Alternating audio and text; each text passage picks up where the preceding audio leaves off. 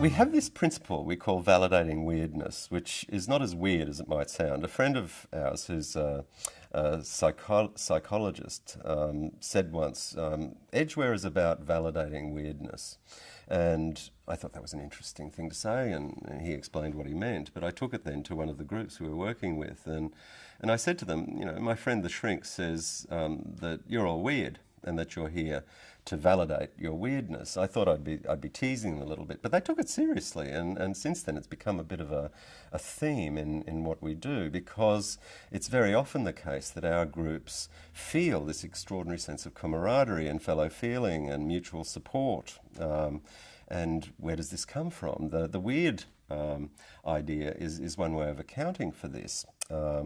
So I asked my friend, what do you mean weird? What's weird in these terms? And he defined a kind of psychographic as distinct from a demographic. A weirdo for him is somebody who, for example, has SOS, shiny object syndrome, is temperamentally attracted to things before they really complete what they're on at now. So they jump around professionally, personally, psychologically quite a lot. They're typically more at home on the edge of things than in the centre of things, or they're footloose. If they're on the edge, they want to be in the centre. If they're on the centre, they want to be on the edge. They're more susceptible than the general population to mood disorders. They're more susceptible than the general population to creative activity in one way or another. Professionally, as with the SOS example, you'll talk about portfolio careers where people move around from one thing to another.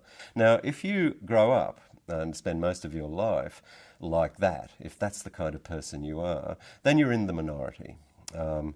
And you receive feedback like, be real, get a job. I know you don't like studying, but you should get the piece of paper because, and etc. Words to the effect of no.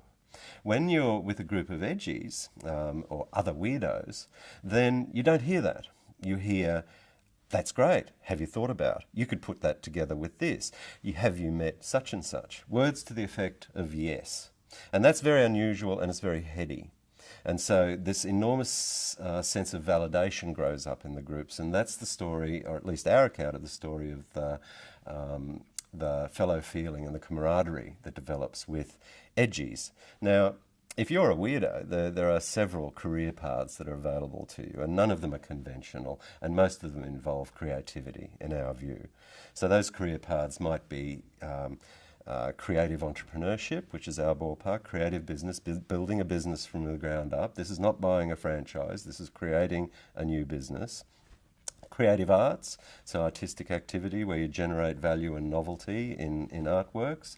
Creative activism, where you seek to change the world in unusual ways, through unusual interventions that again are novel and have value to consumers.